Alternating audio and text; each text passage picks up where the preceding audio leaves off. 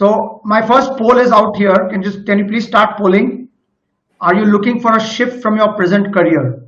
Yes, no, unsure. Please answer that. So my second poll for you is, what are you doing right now? Are you into a job? Are you into a business? Are you self-employed, or are you a startup guy? Whoops. So we have got more than 93% here into jobs. So, okay, so I got the idea.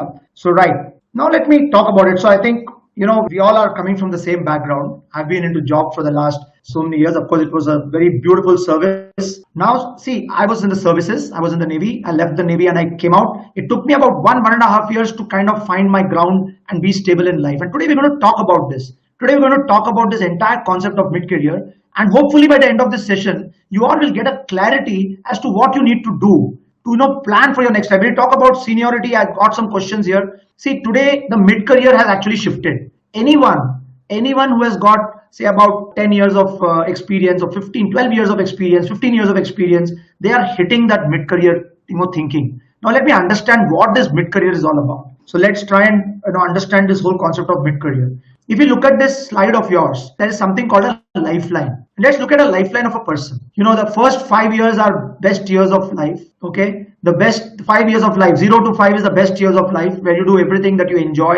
You have a beautiful time of life. You're appreciated. Everybody loves you. And then the schooling happens, and then the higher education happens, and then the exploration starts. Generally, all of us, when we got educated, we all got educated with, what do you call it? It was more pressure related. It was more constraint related. We have to study, we have to get good marks, we have to get into college, we have to get a good job. So there was always a tension that you have to get into something. That was the way we grew up. Okay, so our education just happened. It just happened based on our, 5 years of life was enjoyable. Then schooling happened, college happened, and we all went through this entire phase.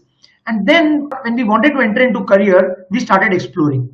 There was an exploration phase. So 3 to 5 years we explored, and then we kind of got settled down into our life, married, settled down and all that. And then we started growing. So there was a question mark in the mind when we finished our education. After the education got over, we started exploring, and then we settled down. And then the growth started happening. So most of us, we all grown in our life. So today, if I look at most of you here into jobs, you have all reached a position. Most of you are into the position of maybe you have finished 10 years, 12 years, 15 years, 20 years. You've reached a position where today you have grown, you have reached a certain position. Now, generally at this time, this question mark comes to the mind. Let me ask you can put in the chat box. Is there a question mark, about what are we going to do in the next 20 years of my life?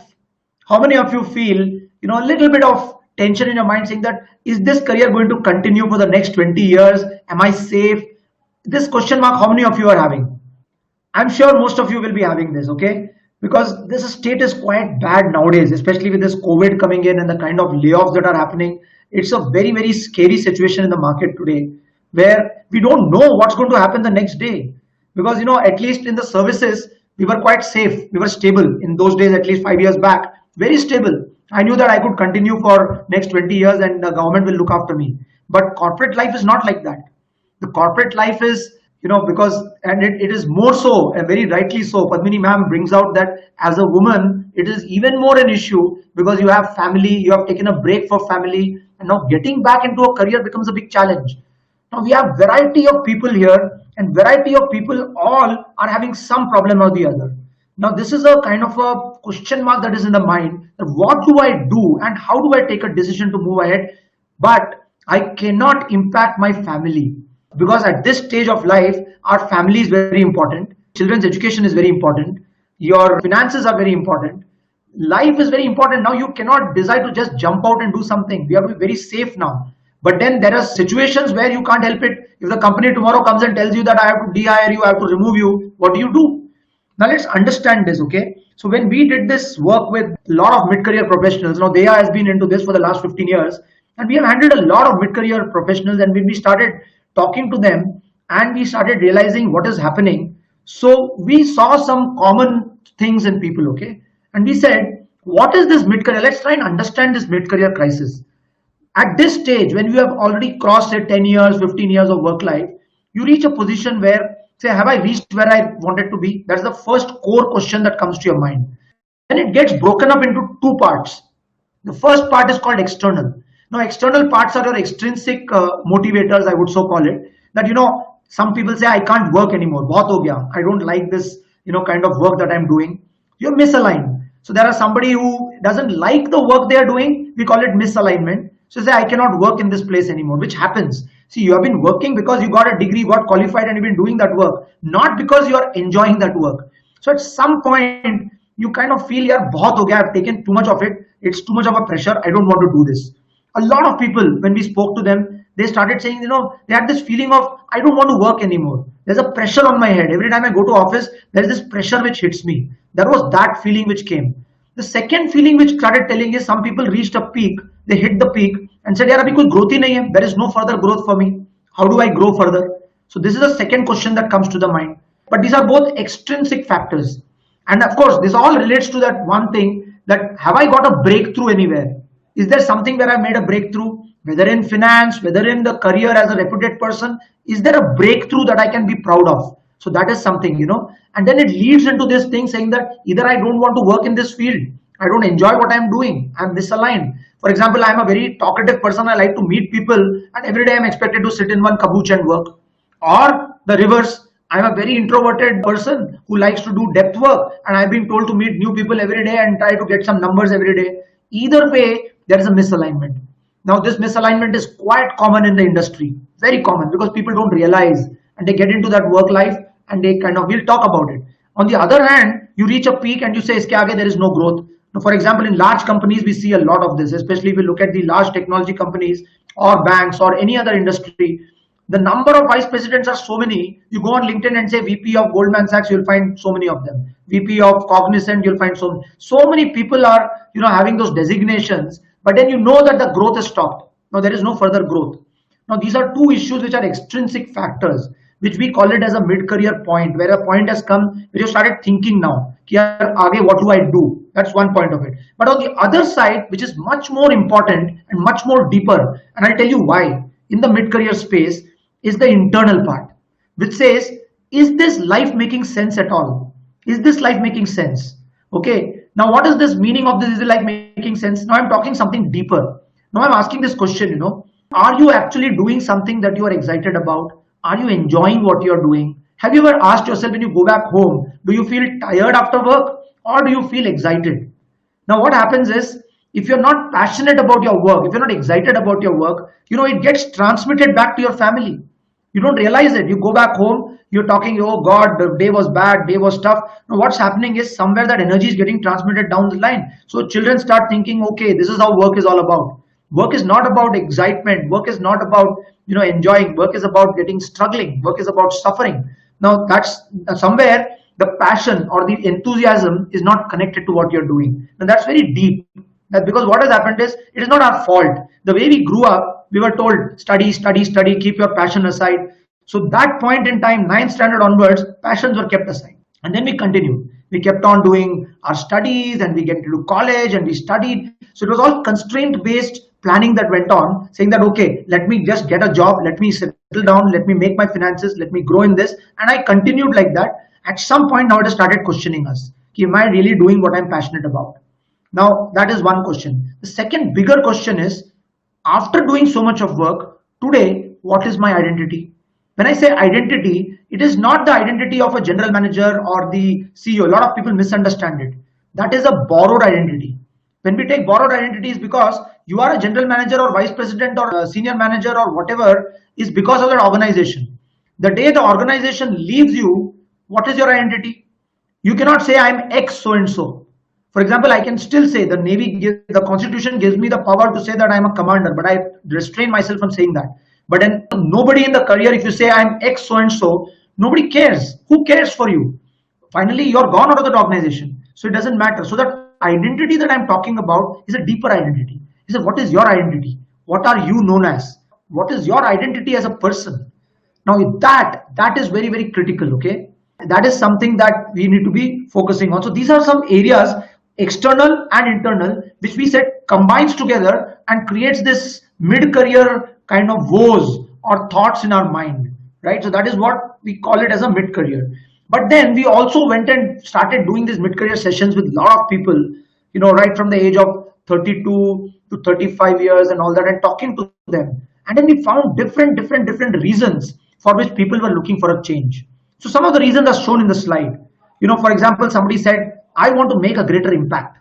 I'm not happy doing what I'm doing. I think I'm capable of doing much better than this. I want to make a greater impact was some of the reasons that came to us.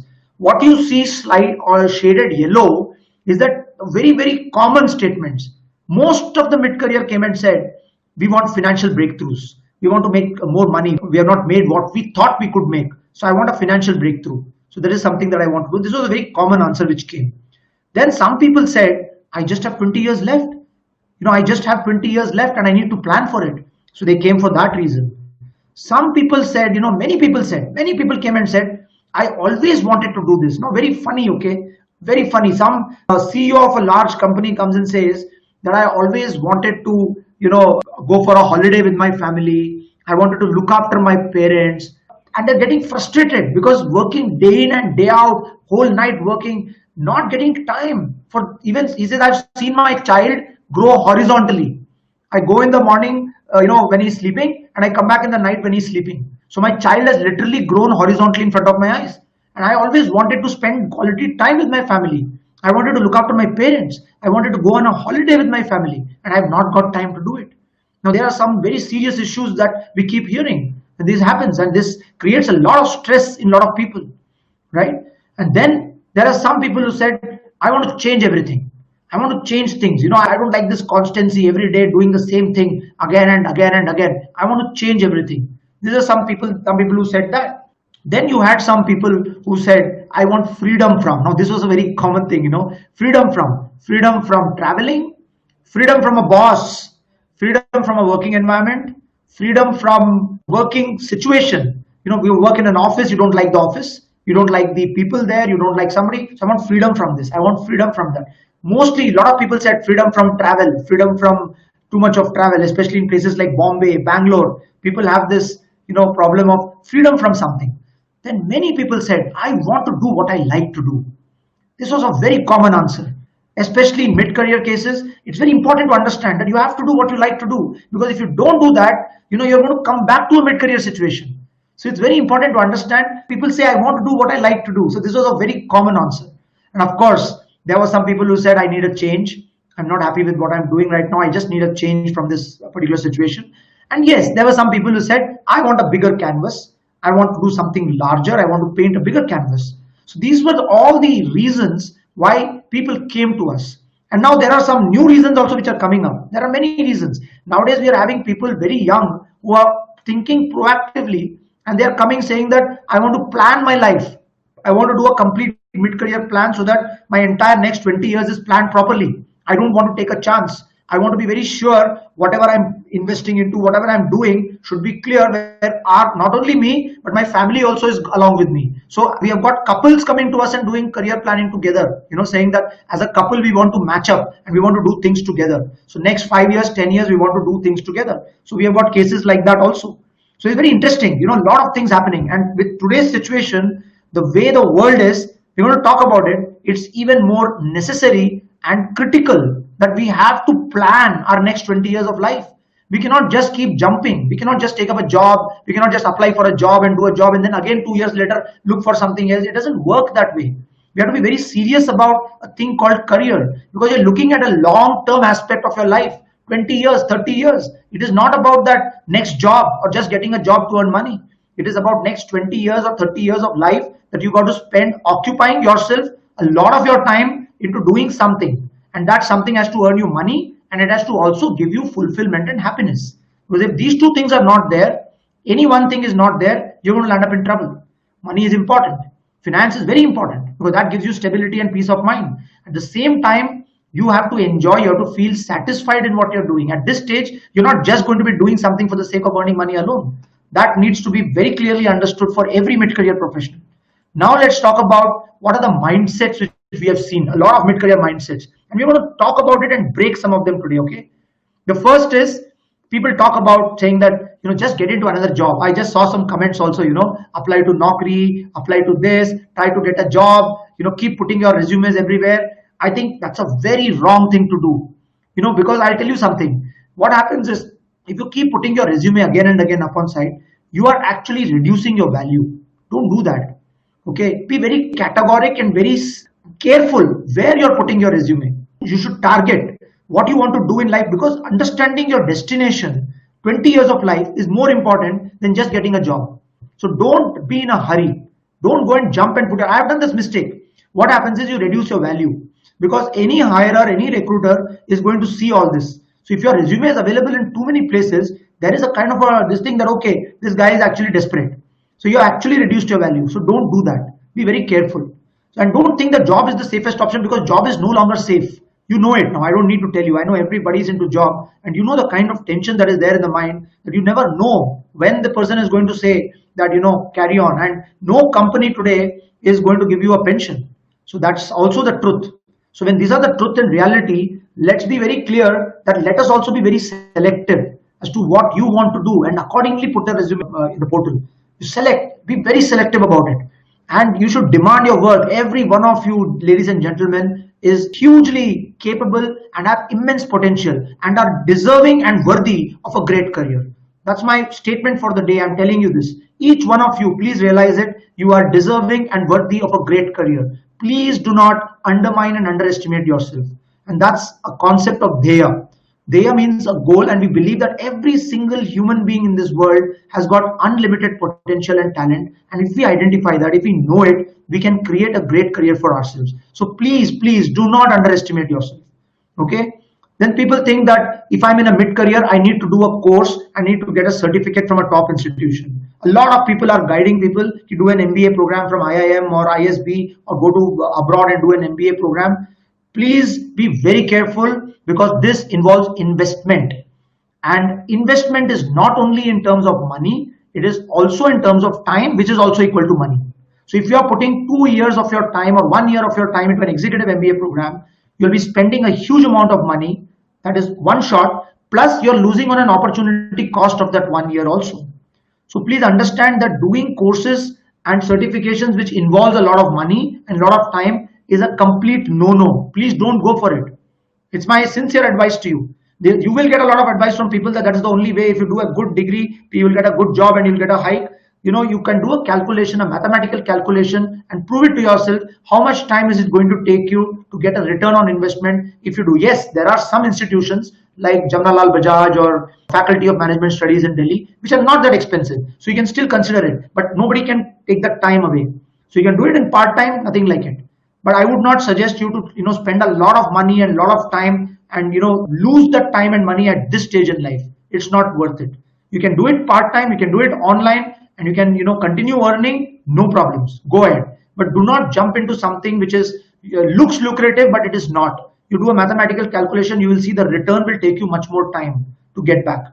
And the world is not, a job-oriented world now. So it is not that just because you show a degree, somebody is going to give you a raise and put you into a big job. It will not going to happen, because this has changed. This was the case maybe 15 years back, but not today. Today the situation has changed quite a bit. So be very careful about advices about doing courses and certifications from top institutions. That is my second advice. Third is, people say that I'm in a very cushy job, good job right now. Life is good, everything is fine. So it's okay. I don't want to unnecessarily ruffle any feathers. Let me accept and adjust and be happy. Now, there are a lot of people in this stage, but let me tell you, ladies and gentlemen, this situation will not last. We are entering into a very, very volatile and dynamic situation. I'm not scaring you. I'm just telling you, be prepared. It's always better to be proactive and be prepared, so that, you are having certain options in mind and not relying only on that one stream of income. Just one stream of income in a mid-career is not a good idea. You need to have parallel avenues. You need to develop it if you don't have it. Very, very critical. So even if you're in a high-paying job, try to develop a reputation and try to do things which are different, so that you can start earning some money. That's another, mindset that needs to be broken. Now, a lot of people in the IT industry, especially, by that they are researchers, analysts, deep guys, scientist material. By the time they reach a certain level of mid-career, they start listening to these words that, if you have to become a CEO, you have to go and, do this course, you have to do this coaching, get into career coaching, get a coach for yourself, learn the techniques of leadership, all that stuff. Now, let me tell you, ladder to become a CEO is very different from the ladder to be a R&D head or a research specialist or something like that. They are two different ladders. So a person who is very analytical, very research oriented, he should not be thinking, or he or she should not be thinking of just getting into the CEO line, because that's a very different line altogether. It's a very generic kind of a thing, A CEO is a generic guy. He just needs to make money. He's a business oriented guy. Why do you want to get into that post? Because that requires a very different kind of a mindset. A deep person who's intellectual, who's very deep and very good at stuff, he should rather look at a ladder. Now, this ladder concept is very important. People need to understand this. Everybody is made of a certain nature, a certain temperament, a certain personality. If you understand that, you should only do those things which are aligned to your nature. In the Bhagavad Gita, they say, Swabhava has to be aligned to the Swadharma. You can read chapter 18, para 45. Swe swe karmanya virata samsiddhim labhate nara. It means you should align yourself to your nature. You can do the other nature's job well. It's not that you can't become a CEO. You can do it. But you will not feel happy doing that work. You will feel bad. You'll come back and say, why am I doing this? Because you're shouting at people. You have to get bottom lines. You have to be aggressive. Now that is the role of a CEO, demand of the role of a CEO. Whereas if you're a deep, analytical, research-oriented person, you would be happier being the head of an R&D lab, running your own lab, doing something in analytics, doing research work. Why not? You can still grow in that. There is a ladder for that too. And there are different other ladders also. But everybody is run for the CEO. No, that's a mindset. So we need to question this mindset also. I'm just putting some mindset that we have heard from a lot of people in the industry. Then there are some people who are leaning on past laurels. When I was, this thing, I did this, I did that. Now, I could have said that I've been in a submarine and I've done this, I've done that. But for this work, I need a certain skill set which is aligned to this work. So I have to develop those skills. I cannot depend on my past laurels. I have to cut off. I have to remove the baggage. Now, this baggage removal is a very, very big thing for mid-career. When we do mid-career sessions, the sessions last for 4 hours, 5 hours, because there's a lot of baggage.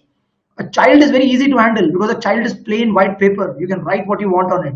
But when it comes to a mid-career, it takes a lot of time to mentor the mid-career. You have to talk with them, understand them, probe them, use tools, use a lot of methods, and then get it out and then make them understand why it is important to do what we're telling them to do. Then it takes time. It takes a lot of energy, a lot of time to break this mindset, saying that, okay, what is past is past. Let the hook off. That hook is holding on to you. Get off that hook. Do what you can do, because people have forgotten passions. People have forgotten their own intrinsic, innate knowledge and strengths that they have, forgotten it. Now to get them back into it, it takes time. Now we have amazing cases, okay? We have an IT professional who is today running a complete business of biking, okay? We have a gynecologist who is running a bakery today.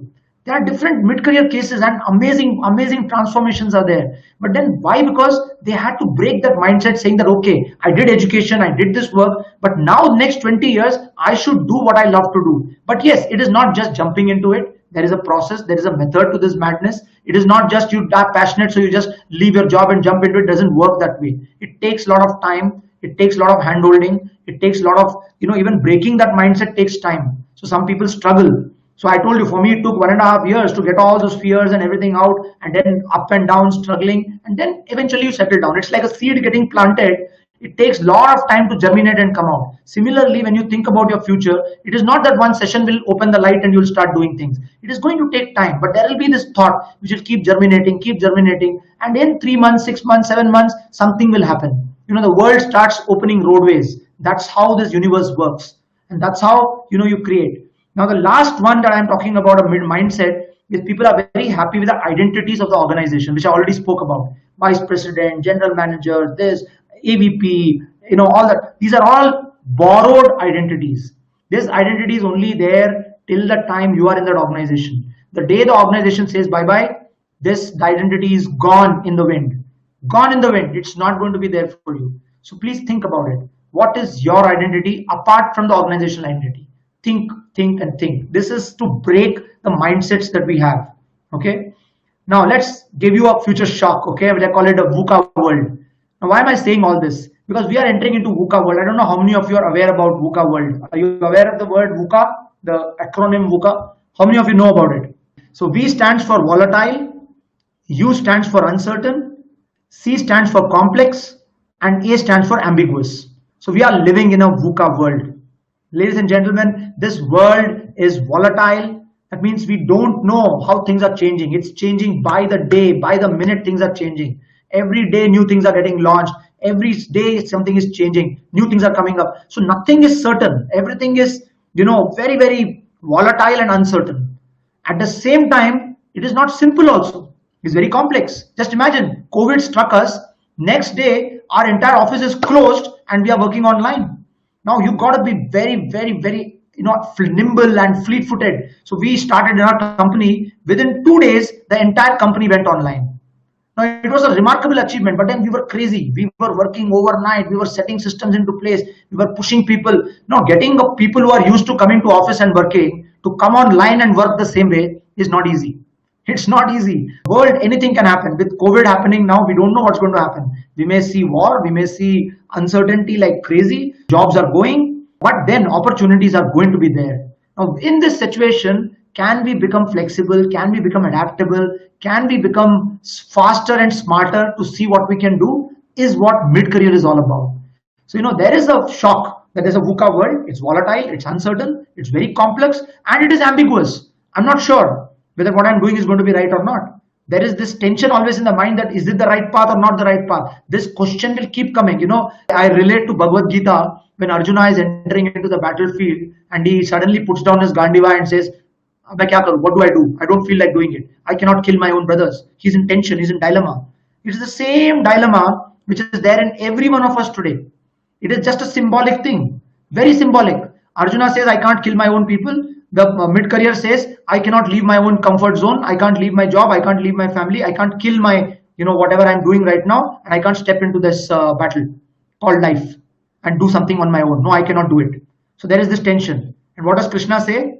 Understand yourself and go and do it, what you have to do. Do your karma. Now, this is a very simple analogy that I'm trying to bring around. But let's understand this, how to go about it, because it's not as simple as it sounds. Even Mahabharata was not simple. Even this thing is not simple. But let's understand it. Ask yourself this question. Are we financially secure today? Each one of us today, I'm sure you're paying EMIs. I'm sure there are a lot of EMIs. You're having your home loan, you're having your car loan. Forget that. Even if you're not having EMIs, there is this education of children which is looming on top of our heads, right or wrong. Every one of us has this education which is on top of our head. Our children's education is the topmost priority for most of the parents sitting out here. Do you agree with me on this? The topmost priority is my children's education. And then of course we have our aspirations. We have our aspirations of, we want to go for a foreign trip. We want to live a good quality of life. They're all there. But most importantly, the needs of our education, of our children's education, finance. Psychological security. Am I feeling psychologically secure? There's a big tension. There's a lot of stress. We don't know what's going to happen. That no company in the corporate world is going to give you a pension. Okay, will jobs remain in the future? A big question mark. Okay, these are all the extrinsic side. But then on the intrinsic side, am I doing something that I enjoy doing? Do I find meaning in the work that I'm doing? Is there a purpose in it? Now, this is a very big question I'm asking. The why of what you're doing. Is there a purpose? Is there a cause? Are we working towards something? Like I used to tell myself, I'm working for the Indian flag. I'm working for the nation. That used to keep me alive. But a lot of us do not have this answer in front of us, and it kind of drives us nuts. See, what is this? Why am I doing this? Just for making money for that lala? Just for making money for that company? Do I have a connectivity there? If you have it, you're good to go. You're good. But then how long is this going to continue? Is this organization, is this identity, borrowed identity, going to care for you for the next 20 years? So then what is your next 20 years plan? That's the next question to ask. Now, what is the way ahead? Now, we have talked about all this. All of us understand that whatever I said is required. We have to do it. But then what do we do? How do we go about it? Must be the question looming in all your minds, right?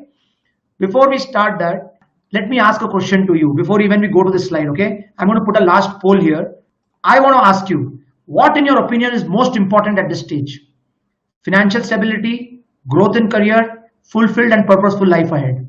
So I got around 50% saying they want a fulfilled and purposeful life ahead. So I think we are all coming back to the point where I said that, at this stage in life, around 37% say we want financial stability, which is also critically important. So that means financial stability and fulfillment and purposeful life is something that majority of people are looking for, which is exactly the point that I'm trying to make. That mid-career is not just about getting a job or just about getting money. Money is important.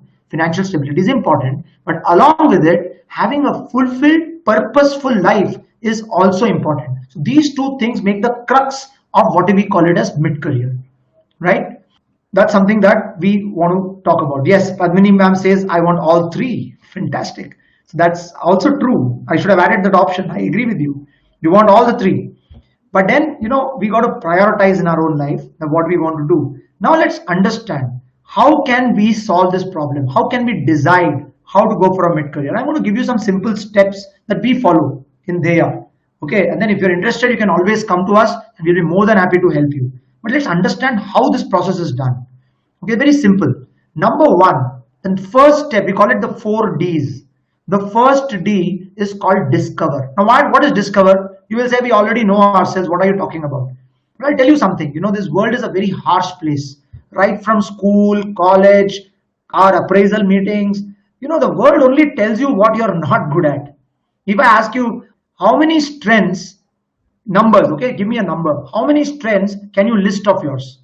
Can I get an answer for this? So I'm getting answers 4, 5, 10, 5, 3, 4, 5, 2, 5. If you see, most of the answers are in single digit, right or wrong? Okay, and if I tell you to write down your weaknesses, what you need to improve on, will it be more than this? 100%. 100% it will be more than this. You know why?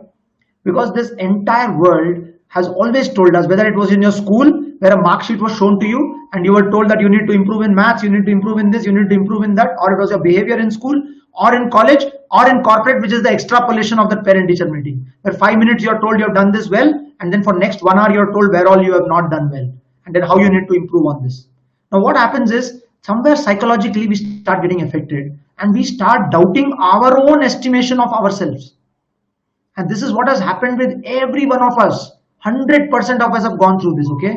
And what has happened is, because of this, with 20 years, 25 years, 15 years of experience, work experience, after education, imagine the bundle of knowledge that you have, the experience, the education, the various experiences that you had in work.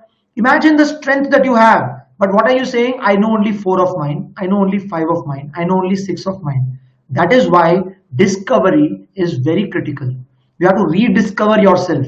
Now, how do you rediscover yourself? You have a personality which is very strong. First of all, understand the personality. Every human being is different. So there are certain tools to find out your personality, and they have to be validated. It should be a proper tool. It should be validated to Indian norms. Now we have tried out all this. There are a lot of tools available in the corporate also. We call it psychometrics and available in the corporate. But we are not talking about that, because what we did when we started in 2006, we realized that 100% of the tools came from America. And American tools cannot be used on Indians. Simple. Because psychological profiles are different. Norming is different. We are not sure how valid it will be. But corporate tests are corporate tests. They just do a test and it goes under the table. There's nobody telling you what your strengths are. Because if they tell you your strengths, they have to pay you money for it. If you're doing so well, then you should be paid. You should get a promotion. So it's a win-lose situation. In here, it is going to be win-win situation. There's nothing to lose. You have to know your strengths. What is your personality? Let's understand your personality and understand your strengths. And let me tell you, only personality, each one of you will have not less than 50 strengths defined by us. 50, 50. And unlimited strengths, unlimited strengths. And you will be surprised to know that whatever you have been told as your weaknesses are actually your strengths. Because it's the mirror by which you look at it. It is nothing called weakness. It is just how you look at it. You give me one weakness, I'll demonstrate it as a strength. Now, if you go into that theory of understanding your strengths, only personality, you have so many strengths. Then we look at your knowledge that you have. You have worked for 15 years. You have done so much of work. Now, knowledge is broken into 4 parts. You have so much of knowledge. You have learned a lot of things in schooling and college. That is knowledge. You have learned at your workplace, from the first work you did to the last work you did. All this is your knowledge. You have learned, in our school days, we never learned computers. We never learned Excel and PPT. We learned it on our own. So that was knowledge that we picked up. You learned how to communicate. You learned geographical areas. You learned how to travel. You learned how to deal with certain presentations. You learned how to deal with people. So much of knowledge you have. If we start listing out those knowledge areas, you will not have less than at least 80 to 100 knowledge areas. 80 to 100. 50 of personality, 80 to 100 of knowledge areas. Just imagine the kind of knowledge kind of strengths that each one of you has today. And you say you know only 10 of your strengths, 5 of your strengths. Come on, you are much, much, much more than this. Now identify that. So discovery is the most important part, which will make you believe that you are worthy of something great in this life. And don't underestimate yourself. This discovery is important for that. That's the first step. And in this discovery, keeping your current knowledge, you redefine your identity statement. No longer on LinkedIn should you write that I am vice president of so and so. Redefine it. Write down your true identity statement using your strengths. Find out the strengths of yourself and write your current identity statement. That is your discovery. That's the first step. Once you know that inside out, you know that I'm good at this. This is my current identity. That is the time to take a decision. What do I want to do? Because if you're not confident about yourself, taking any decision is going to go haywire.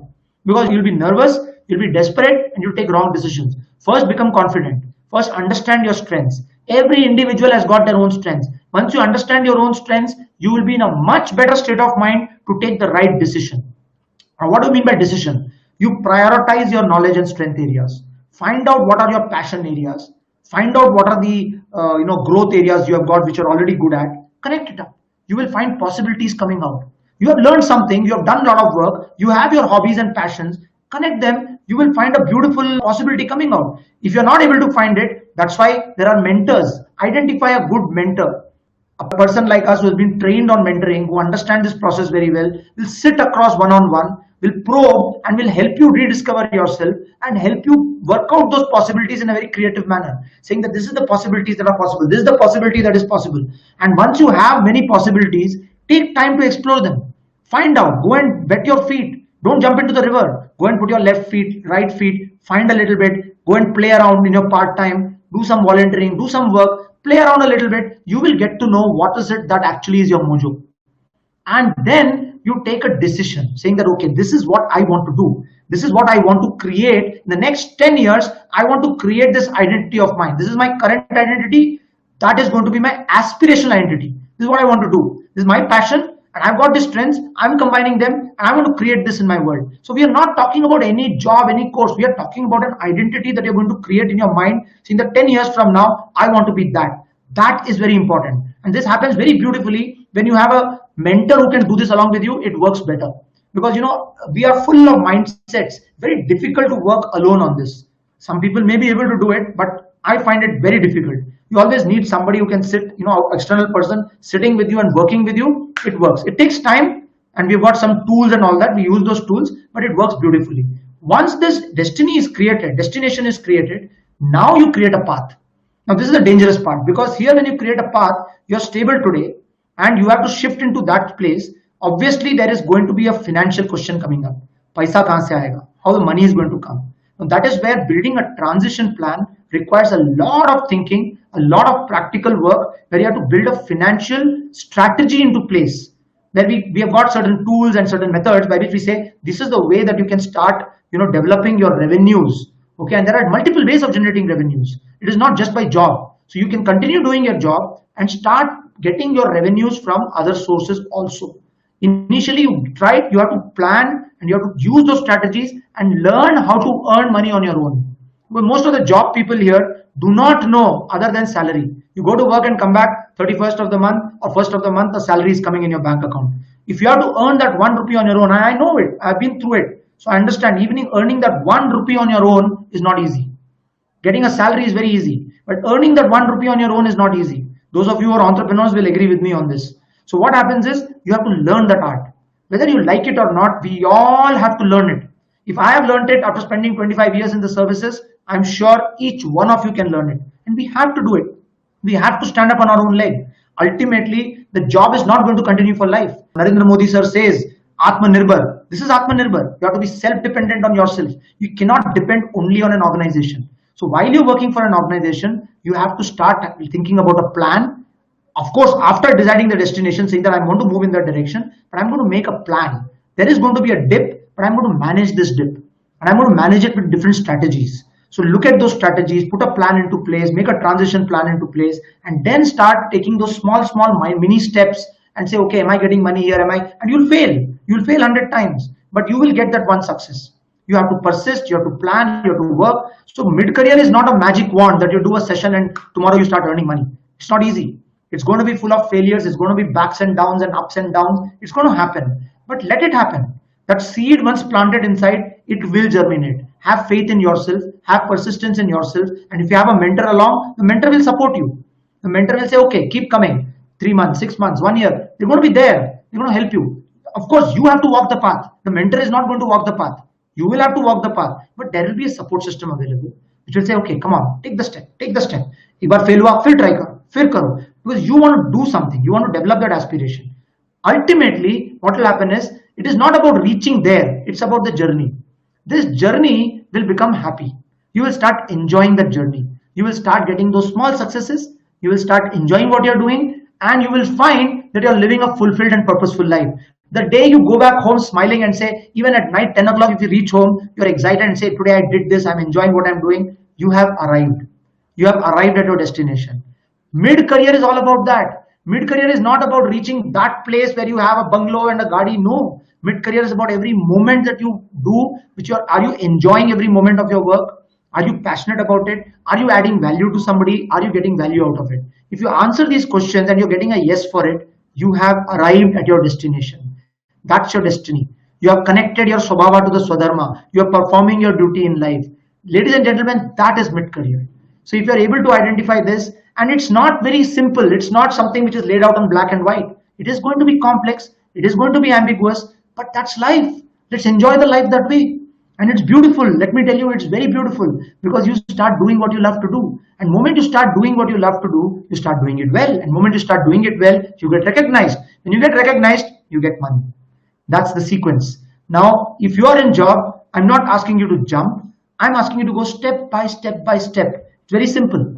You know, the steps are: discover yourself first, decide, make a plan, a proper plan with a time plan put into place, action plan put into place, and go step by step and start living your life your way. That's my point to you. And this can be done in a very systematic manner. We have been doing it. And those of you who are interested, you can sign in for the program. This is called They Are Revive. And we work with people. It will take some time, but you will find your own strengths and you'll find a direction to reach ahead. With that, I, kind of complete my part of the presentation. I would request every one of you should take charge of your life. Now, having finished this, I'm opening the house for question and answers. Yeah, okay. So I'll tell you, Padmini has asked me how the program works. So the first step is that you have to register for the program. So there is a link which comes to you. You have to register for it. There's an email which will come with all the details of it. There's a brochure. So you go to the program and you register for the program. Once you register for They Are Revive, you will be getting an authentication password on your email ID, which you have to register for the assessment. So you do a small psychometric assessment, which is about, it takes you about half an hour to do it.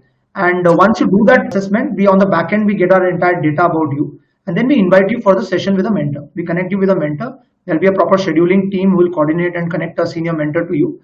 And we have more than 3,000 mentors across India. So these are all senior professionals who are all trained for more than 90 hours with Deya. They will be sitting across with you for about 3 hours to 4 hours. And they will use a lot of tools, sit with you, probe, and do all these steps that we talked about.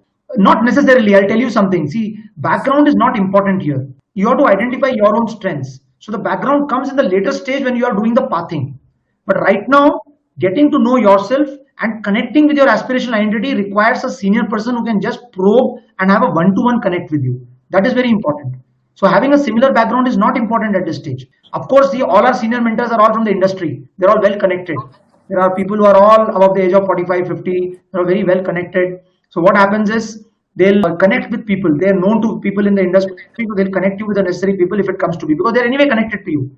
So they will relate to you, and that's a very minor thing. But what's important is knowing yourself and getting that aspirational identity of yours, and then building a financial strategy plan for yourself. That's very important to understand. Registration fee, this whole process costs just about 25,000 rupees. So once you pay 25,000, then you're with that mentor for life. So what mentor will look after you and he'll plan you. So the first session takes about 3.5, 4 hours. Then you do some research, come back, then another 2-3 hours. Then after that they work with you. So the entire thing is just about 25,000, but then it caters for everything. And then you can actually build your plan and you can move ahead in this. Now I have a question here from Mr. Nitin Banda, who says that I've worked in a company. Yeah. So now see, point is, you have to understand you are capable. You have a lot of strengths inside you. Okay. All these strengths have to be identified. And yes, you have to learn the art of converting it into revenue stream for yourself. Because it's not that if you have worked for 15 years, You have a lot of knowledge inside you. How to use that knowledge to monetize it is something that you will have to put a strategy into place. We can help you with that.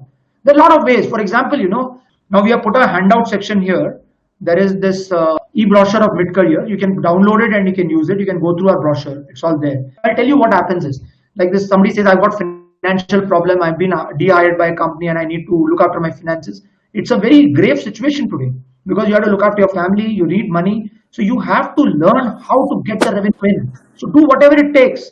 Now I'll tell you, when Deya was started and there was no money in Deya and was struggling, the founder had to go and take classes in Symbiosis. He went across to every corporate and ran programs there.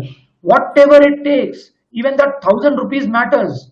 Go and do it. Step out into the market, bruise your knees, but get that money in. You have to survive. And once you know your strength, what you are good at, you can survive. Take classes, you run a course. There are so many ways in which you can start earning money. Today you are on a digital world. I'm sitting on a webinar and I'm talking to you all. So it's as if we are talking to each other. So that means on the digital space, there is so much that can be done. Unfortunately, not many Indians are into the freelancing mode, but it is the age of a freelancer today. So get into it. Go and try it out. What will happen worst to worst? You will fail 2-3 times, but you will learn something. You will get exposed to it. So go ahead and start putting your foot into the fire. I mean, don't hesitate. Just go and keep trying, keep trying. Do this work, do that work. Put yourself on freelancer.com, toptal.com, guru.com. Go and do work. Go and volunteer in a social service organization. People will know you. And moment people start knowing you, you will start getting offers. People will say, why don't you come and work for me? You will start getting money. So that's my point to you, Mr. Nitin. Please go ahead and put in work. Start working with someone. Even if it is initially you're doing it pro bono, go and do it. At least people will know you for the work that you're doing. And then you will see there are ways and means of earning revenue from what you're doing at all. So that's very important to understand. That is what we are talking about. Financial strategies are not just one. There'll be many strategies and it can work concurrently. It's not necessary that, it's mid-career is not like a young child being told that, okay, you do this MBA program or you do that program. It doesn't work that way. Mid-career is much deeper. We need to start understanding ourselves. We need to start becoming confident. We need to start learning the way how I can earn my own money, how I can generate different revenue streams.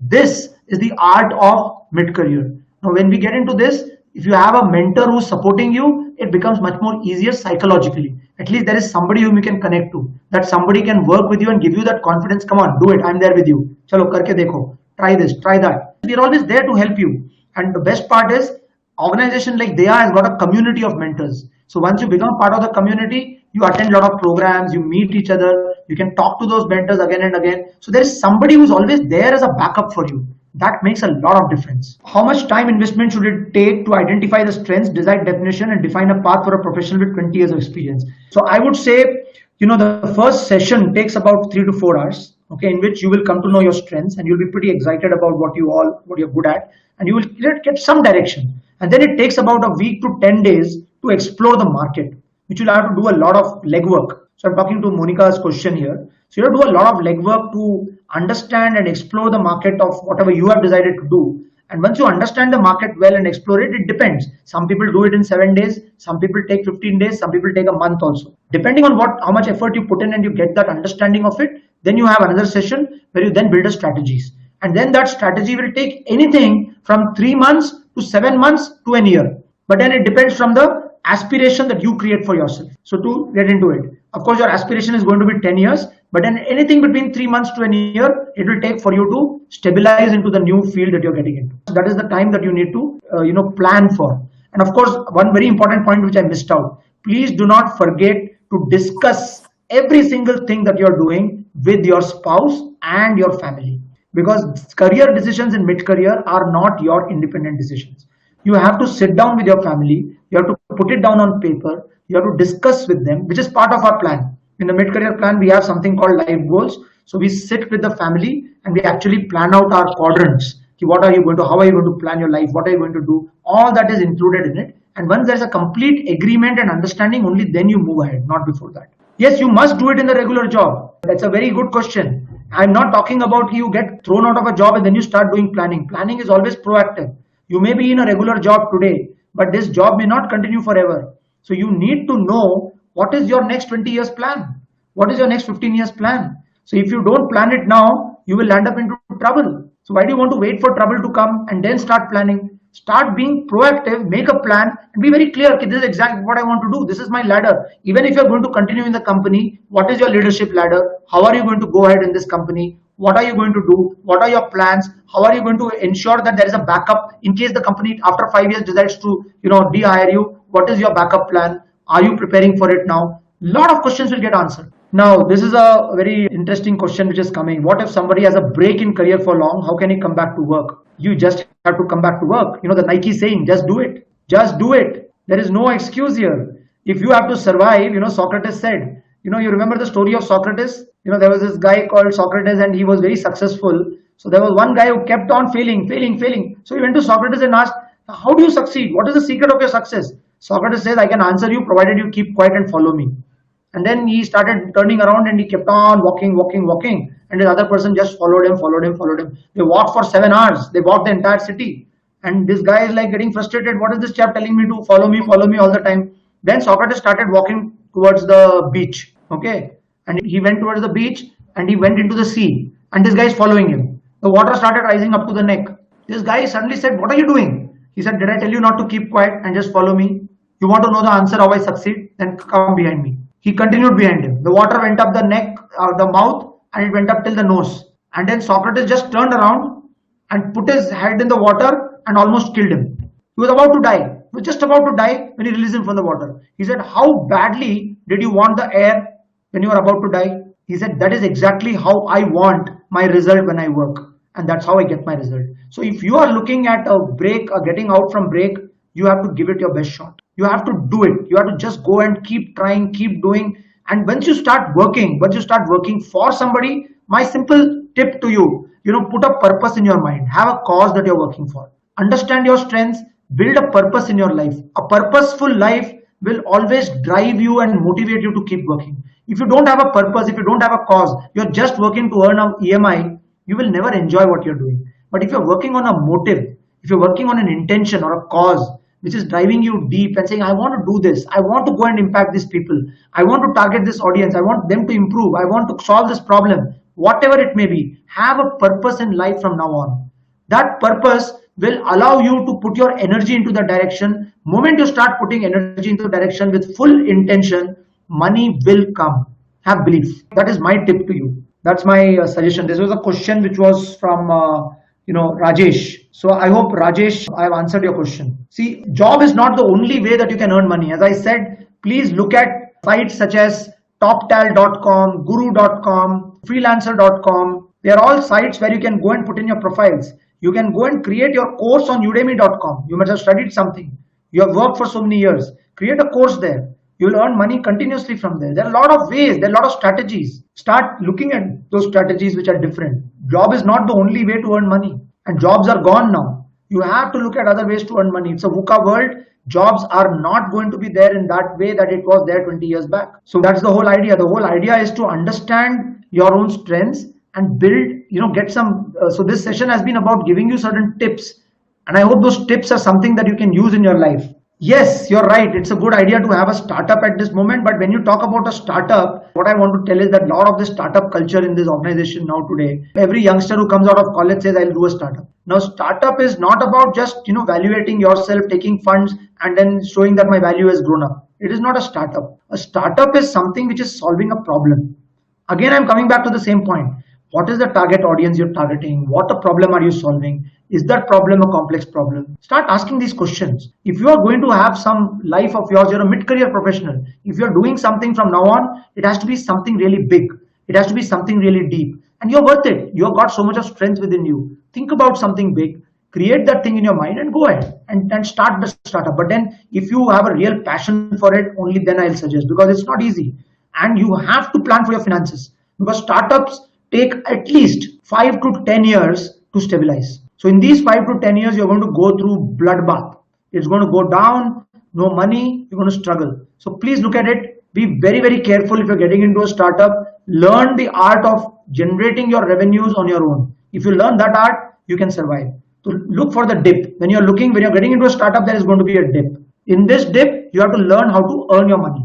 Once you learn how to earn the money, you can go ahead with that. That's my suggestion. That's my tip for you all. Yeah, absolutely, sir. Venkatesh, sir, you can definitely get into freelancing and consulting, but then, develop this cause and purpose and the target audience and then start working on it. Make a plan and work on it in a strategic manner. I'm sure you'll be getting an answer. Yeah, I will just write the names of the sites here. It's toptal.com. Toptal stands for top talent. It is guru.com. Then it is freelancer.com. So what we'll do is, those of you who are interested in working on your mid-career, I will ask my team to connect with you tomorrow. You can speak to them, and then if you're interested, you can register for it, and we'll definitely like to help you. So I think with this, I would like to thank you all for giving me a patient listening. It was really nice, doing this webinar for you, and I hope I have added value to you and help you understand that each one of you deserves a great career. Do not underestimate yourself. Be confident about yourself, and their career mentors is always here to help you to ensure that you do well in life and live a happy and fulfilled life ever after. Thank you so much. Jai Hind.